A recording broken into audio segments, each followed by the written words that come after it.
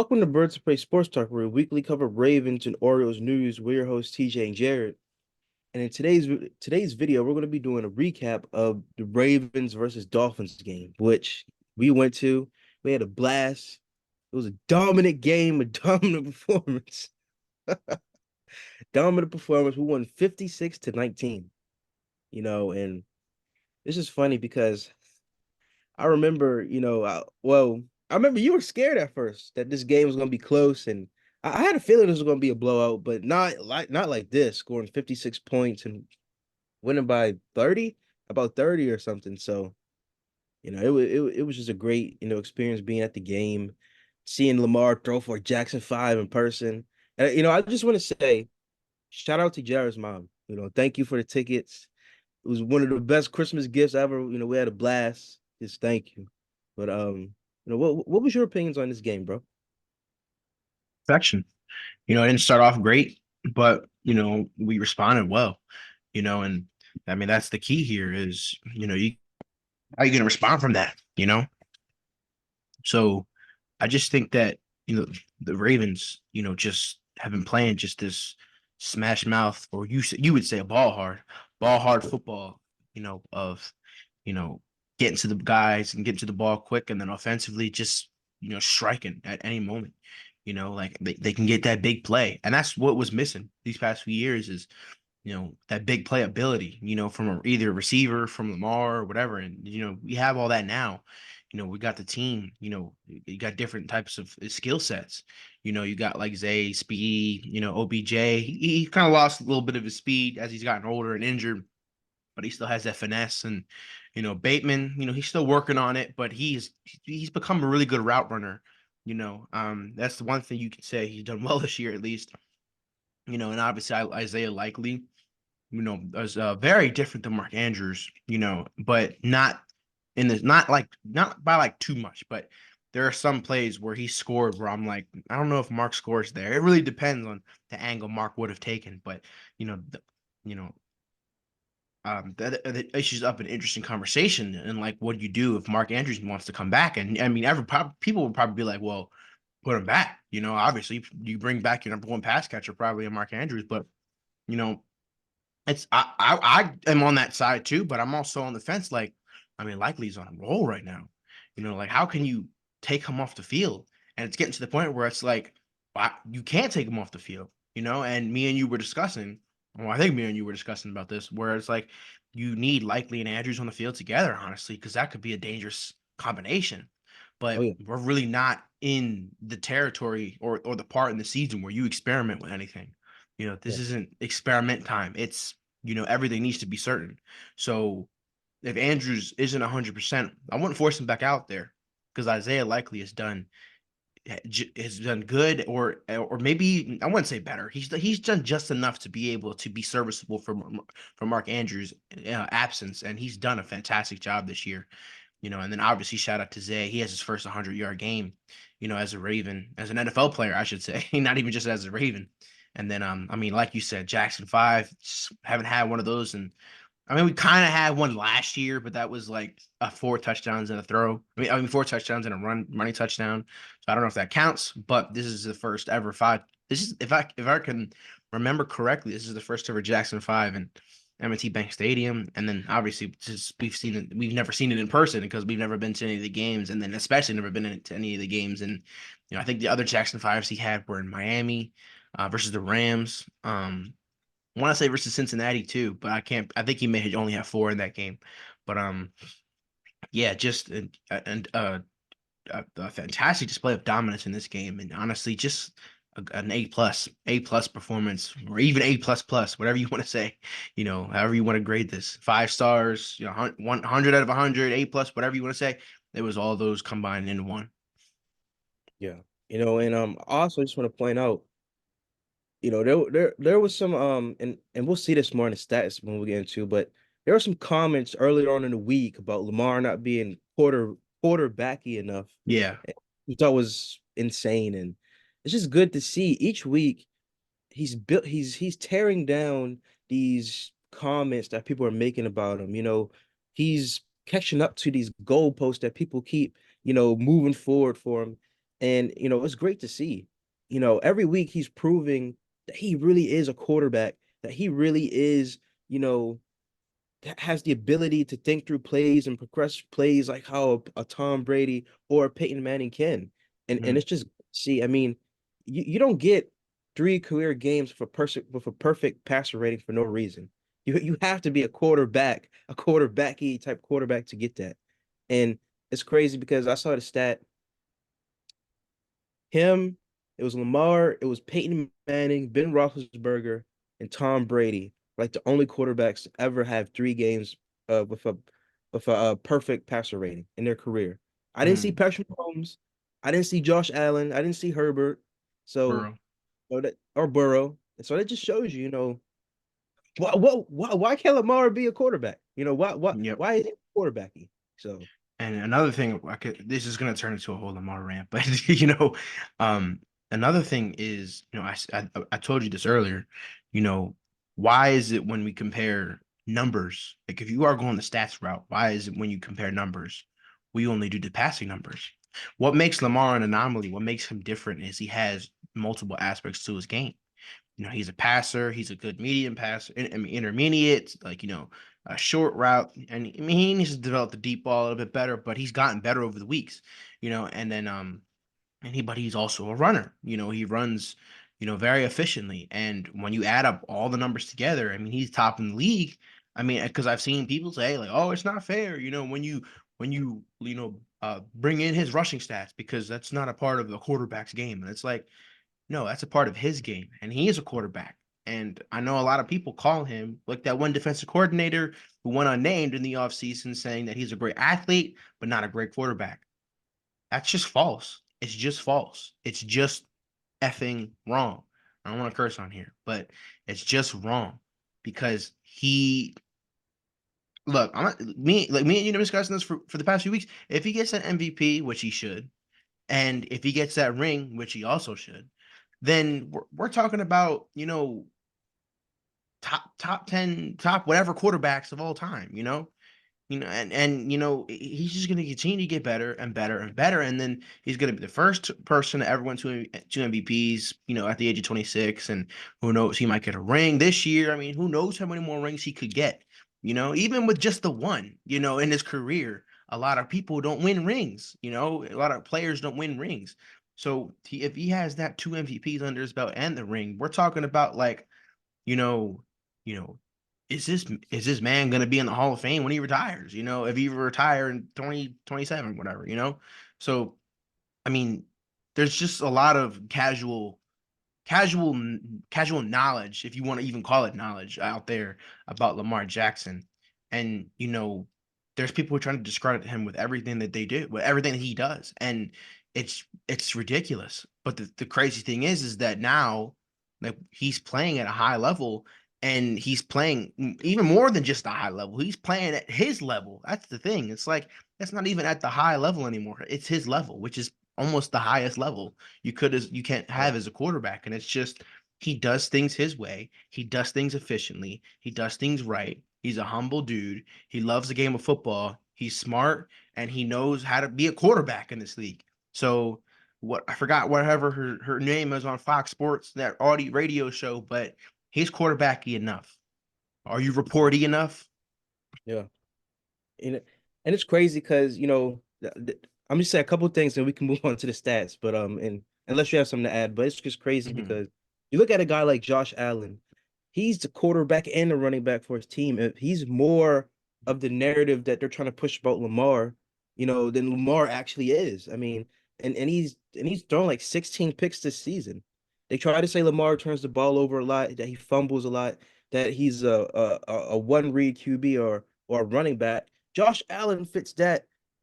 He fits that more than Lamar actually does. Lamar doesn't have the same tendencies anymore that he had in 2018, 2019. They try to make it seem like he hasn't progressed. You know what I'm saying? Mhm. And also, the greats see that Lamar is good. I remember Steve Young said that Lamar could be the greatest quarterback of all time if you give Yep. him a good coaching staff.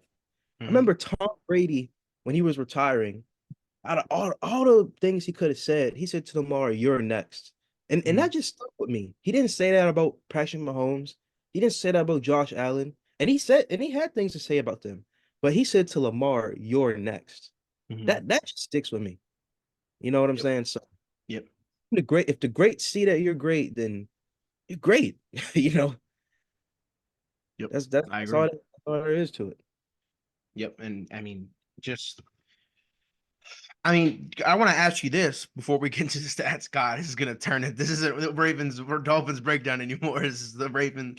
It's TJ and Jared defending Lamar Jackson. But do you think that he wins a unanimous MVP again? I mean, do you think it's unanimous, or they're going to give some votes to Allen or to CMC or whatever or whatever? I think they'll throw in some votes to CMC, but I think Lamar should get it. I'm gonna be real, like especially if at that time he's on his path to the Super Bowl. If like he's not there because he's in on Vegas, waiting to play on the biggest stage in on the world, then I think it should be unanimous. Unanimous. I may just be biased. I'm a Ravens fan. I'm biased. But I'm a Lamar fan, Ravens fan, whatever. But you know, he's just talented, man. He really is. He's truly talented. And I'm so glad he's on the Ravens because I know damn well I was a fan of another team, and my team had to play him. It won't be fun. So every Ravens fan should be blessed. Every Ravens fan should be blessed that we got Lamar Jackson on the Ravens and not like the Steelers or the Patriots or whoever. So be happy that we got him. Yes, sir. Mhm. Oh, I guess you want me to share the stats now. Yeah, yeah. All right. So we're getting back to the point of the video. All right, it should be sharing now. All right.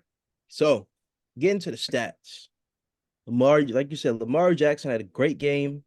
18 of 21, only three incompletions, 321 yards, five touchdowns. Jackson five. Even Tyler Huntley came in and threw a touchdown. So as a And perfect team, passer rating. so as a team, we had two quarterbacks with perfect passer ratings, six touchdowns. I mean, everybody looked good. And Yep. rushing, Gus Edwards had a pretty good game, 16 carries, 68 yards, a touchdown. Justice Hill had a really good game. He Yep. had three carries, 48 I think he had more yards. carries than that. I don't know Yeah, yeah, I why. feel like he did have more carries. Yep. And Melvin Gordon got some action. Six carries, 10 yards, he got a touchdown. Obviously, Lamar did his thing, six carries, 35 yards. And that's about it for the rushing. Yep. Pretty good rushing day. Yep. And receiving, like you mentioned, Zay Flowers, his first 100-yard receiving game, and that was a beautiful pass that he caught from Lamar. I just want to say the way how Lamar just switched his hips on that play and kind of Yeah. made the confuse the secondary Yep. even more. Yep. That's quarterbacky. That's quarterbacky stuff. So that was just a great play by Lamar. Yep. Zay, three receptions, 106 yards, a touchdown. Just capping off a amazing rookie season. Yep. He's definitely going to be a bright spot in the future. Um, Justice Hill, five receptions, 64 yards, one touchdown.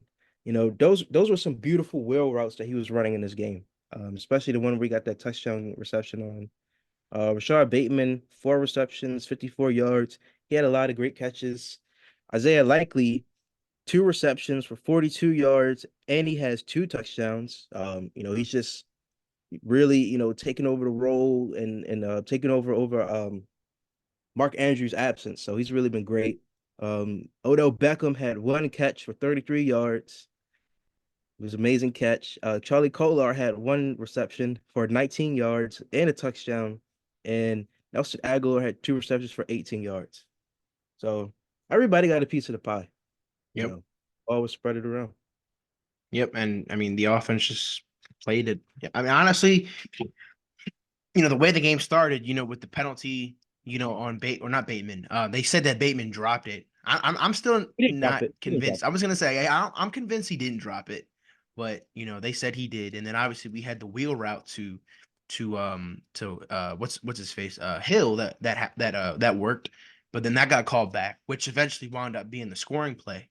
And We was like 3rd and 16, and we converted a screen on 3rd and 16 that Justice Hill just made a beautiful cut up the middle, to be able to score on that play. And I mean, I don't know, just that first drive had everything against us, honestly, and we still made it work. I mean, that's the type of crap that you think with the team of destiny. So Yep. I don't know. That just was kind of beautiful to me. But A plus all around the offense. Anyways, going to the defense, the defense, we haven't really talked about the defense today so far, but they were struggling at first. They were struggling at first. Obviously they allowed the first drive touchdown on the Steelers. I mean the Steelers to the Dolphins, and then they got bailed out. They got bailed out pretty huge with Tyreek Hill dropping the ball in the end zone. And then after that field goal, and like they just after it was 14-13, the defense, they locked in, and there's a play in particular that I can remember that really shined in me and showed it's something simple, but it just shows the brilliance to me of Mike McDonald. So there's a play early in the game. I don't know if you were in the seat yet, because you got there a little late, to the seat, so I don't know if you were there for that. But there was a play where they snapped the ball and faked the handoff. So I want to say it was Achan, and they did kind of like a rollout with Tua, and I want to say it was Alec Ingold was wide open, their fullback, for like 20 something yard gain. It should probably tell us here. He had like a Ingold, yeah, 18-yard gain. It was a big gain on the first drive. Mhm. And like everybody was smoothed over to the right, and Tua was all the way to the left. Or sorry, everybody was going to the left, I guess, and Tua was going to the right, wide open Alec Ingold for the first down. They tried to run that play later in the game, and I don't know what happened, but something was signaled on the defense. I think Roquan said something or whatever, but I want to say it was Tavius Robinson, and Geno Stone. Um, was it Geno Stone? I don't remember who it was, but they snuffed it. No, it was PQ and Roquan. I'm thinking about a different play. PQ and Yeah. Roquan, I believe, snuffed that play out like they knew it was coming, because Yep. they must have. They then you can tell how much they study in the film room, because they didn't do success in the first drive. So Mike McDonald must have said something, and like said something like they're doing something where like there's maybe a motion or there may be a hand signal, whatever, that shows that they're going to do this bootleg, and have someone wide open. Well, when they tried to run that again, PQ was running right at Tua. Roquan was covering. I don't know if it was Ingold this time, but it may have been, because I may have been their tight end. Forgot what his name was, but they completely snuffed it out, and they never ran that play again. They never ran that play again. So and then the other. I'm sorry, I'm like talking a lot about, but this crap's impressive to me. You know, I want to say it was on the first shot as well, where the Ravens Tua like throws like threads the needle in between Roquan and Marlon Humphrey right to Tyreek Hill. And Roquan was on the Vault today with Sarah Ellison and Bobby Trossett, talking about how he was kind of surprised, that he got that by him. And he was telling Marlon, oh, this is that was my fault. Don't hang yourself over it. I'm gonna try to at least knock the ball down next time. So until the next time that happened where they ran that play, guess what Roquan did? Roquan made a fantastic one-handed interception, and he tried to return it all the way. You definitely see he tried to do that, but he got stopped. But just the brilliance of Mike McDonald and Roquan Smith, and all the leaders in the defense. And they had a fantastic open field tackle on Tyreek Hill at one part of the game where Tavius Robinson and Geno Stone just snuffed it out. So just I mean, kudos to Mike McDonald and the defense for just responding after getting punched in the mouth. Because they could have easily laid down and just said like we our game plan's not working. So what Right. they did was adjustments, and they didn't do it before halftime. They did it right away before anything had a chance to get out of hand. And look at that, after halftime, only 6 points. I believe I think they said something ridiculous, like they had like 43 yards only in the second half. I swear. I don't know if that's true. I really don't know if that's true or not. I'd have to see on here, but just phenomenal adjustment wise on the defense. And they only allowed the 19 points. But anyways, to stop with my yapping and go on to the defensive stats, Geno Stone leads all tacklers. He has 8 tackles, six of them are solo.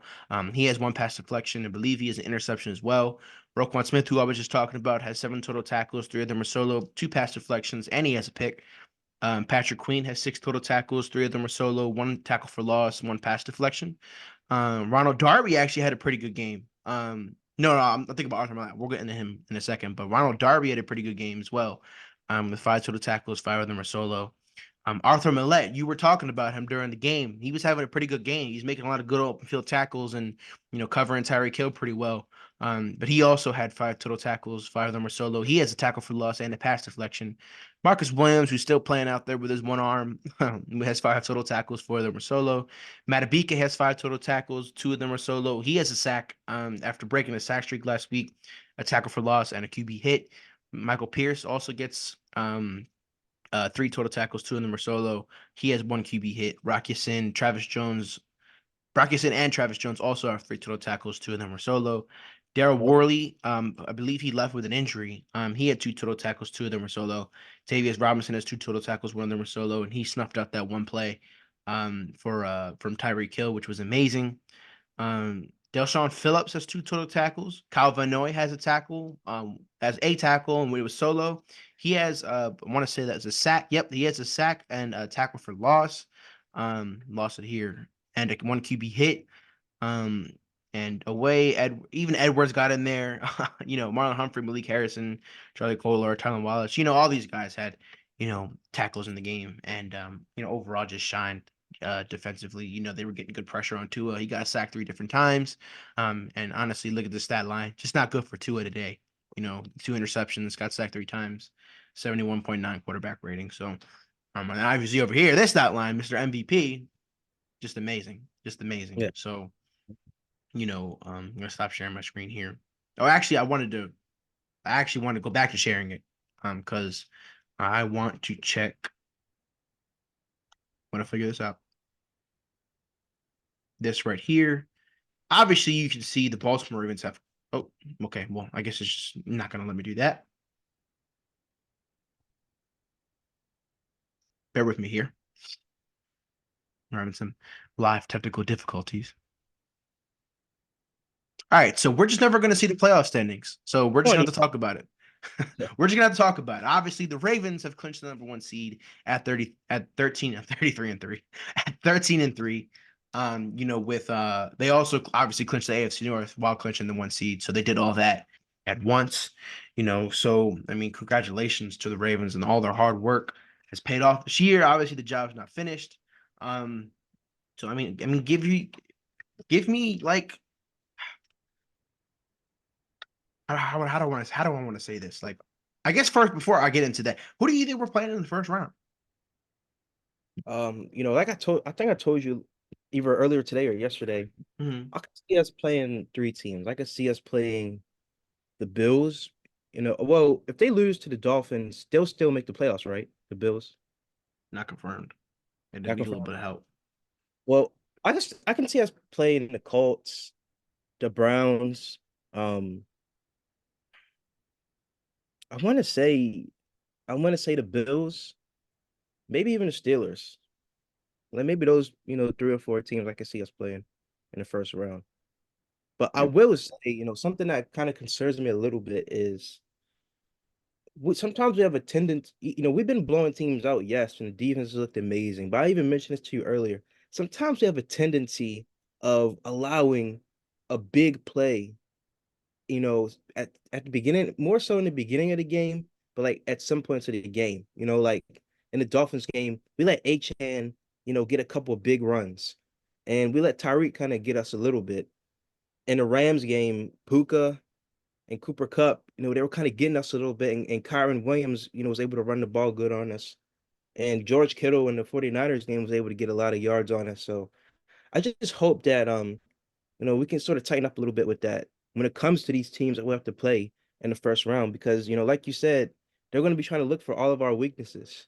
And that's definitely a little bit of a hole that we have so far. So um I didn't mean to go on that tangent, but I just wanted to say that. But yeah, I can see us playing those 3 or 4 teams possibly. Yep. Yep. I agree. I totally agree. And I mean, honestly, I'm not saying I'm not scared of playing certain teams. It's just we gotta do what we gotta do. I mean, every team in the playoffs is gonna be good. they're all in the playoffs for a reason. Backup quarterback or injuries or not. Um, I mean, we might even face the Dolphins again. So I believe you said that. So I guess we're just gonna have to see. I guess we're just gonna have to see. And I think like back in the day, like I used to be like I used to want to say like, oh, I want to play this team. I want to play this team right here. They're a little bit easier, but I honestly they're more battle tested. This team, me and you've been discussing this all week. This team is different than 2019. They have their similarities, but they're different in many ways as well. So there's more experience. I mean, look, Lamar looks focused. He looks focused, and this is the most focused I've ever seen him. Not saying that he's never looked focused before, but he just looks. Damn well he wants to say like ring me. And, he wants that ring. He's chasing that. He's been chasing that his whole career, and I'm glad to have somebody so focused on our team. As our quarterback. Leading us to the hopefully to the promised land. And obviously we've lost a lot of guys like Mitchell and Mark. I don't know who. Oh, Dobbins, obviously. So, yeah, but a lot of guys have stepped up. Our depth has been very, very tested this year, but it's also been passing the test as well. Obviously we didn't have Kyle Hamilton this game, Brandon Stevens, Kevin Zeitler, but kudos to Ben Cleveland out there. Kudos to Rock Sin, Arthur Millette, Ronald Darby, Geno Stone, who got a pick in this game. I believe he's second in the league now in picks. So it's just going to be important for us to get our rest. Obviously we play the Steelers on Saturday. That's confirmed now. And I just think that we'll really get into that in our Steelers pregame video, but about how we think that the Ravens should play this type of game. But obviously there's possible chances for inclement weather, so that's something to look for. So that's kind of all I got to Yep. say for the Ravens and Dolphins. Yep. I like I said, it was just a great win. I'm honestly surprised that we were able to contain Tyreek Hill the way we did. I mean, I know he dropped a touchdown pass, but I'm just really, amazed and just really proud of our guys for just stepping up because we didn't have Brandon Stevens, we didn't have Kyle Hamilton, and we still, held him to a low game for him, you know. Hmm. So I'm proud of our guys. It really just shows. I just want to say this. It really just shows this whole season we've been dealing with injuries and we've been overcoming them. And I feel like we're one of the only teams that can overcome our injuries. We've lost J.K. Dobbins, we've lost Keaton Mitchell, like how we just said, we lost Mark, and he might be coming back, but we still lost him in like I believe it was like week 8 or week 11 or something like that. And we've been overcoming our injuries. So we're battle tested and we're injury tested.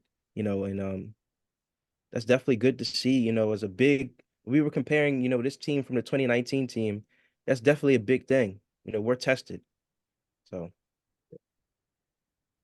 that's all I had to. Some of the last things I have to say.